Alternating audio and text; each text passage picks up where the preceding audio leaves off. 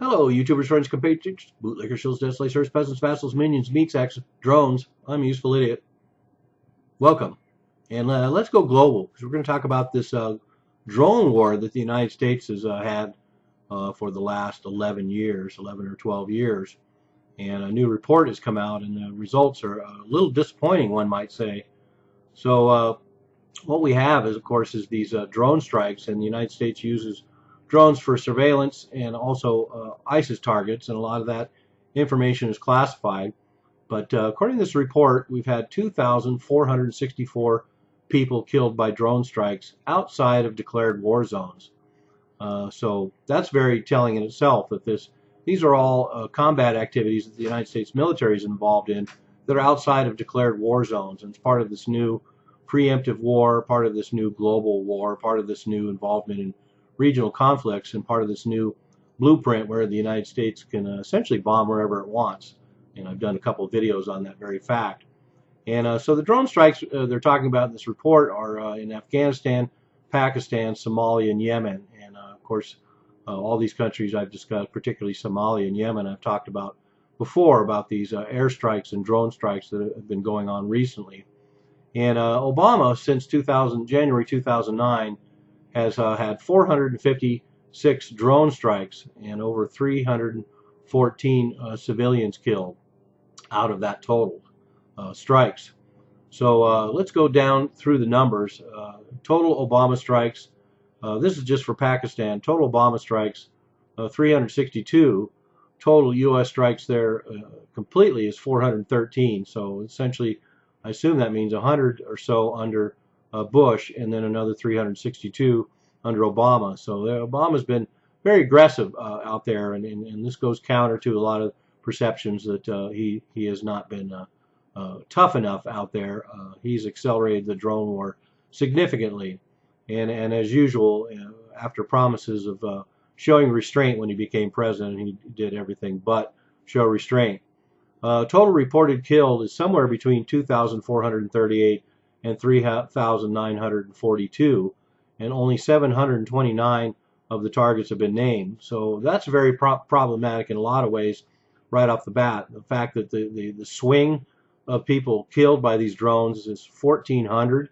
That's quite a range of error that's allowed, particularly because that certainly would accelerate the number of people that have been killed indiscriminately by these drone strikes. And the fact that only out of those 2,000 to 4,000 reported killed, only 729 have been named. And how did they even name them? How did they get on the ground and name these people that have been killed? So even that number is suspect. Civilians reported killed, once again, this wide range, 416 up to 959. So they have no idea how many people they've killed and how many innocent people they've killed or how many targets they've hit. Children reported killed 168 to 204. They seem to have a little more precision in the numbers as far as how many children they've killed.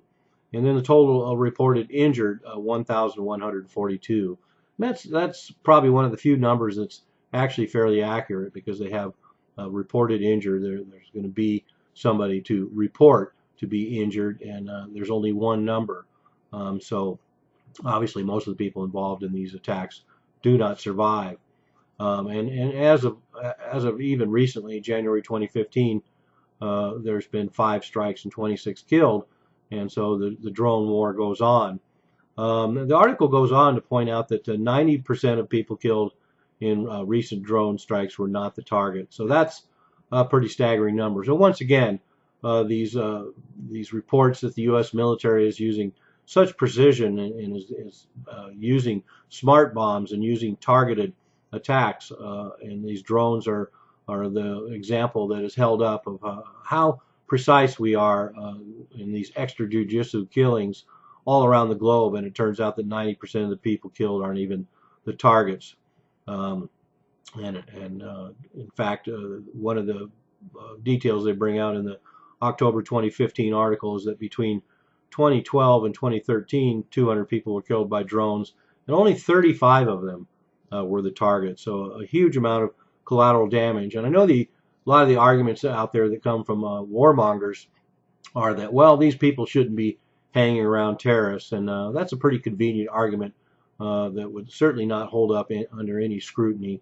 The fact is, just like everywhere, there's going to be a lot of situations where people have no idea who's around them at any given point, particularly in these frontier zones out there where these drone strikes are being done.